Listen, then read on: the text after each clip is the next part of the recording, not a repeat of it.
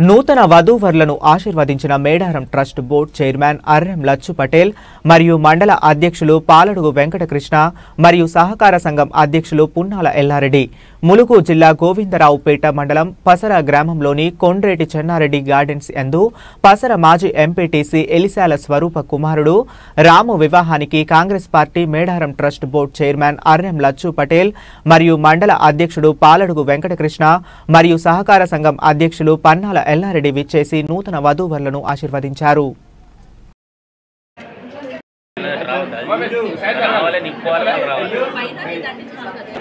నమస్కారం.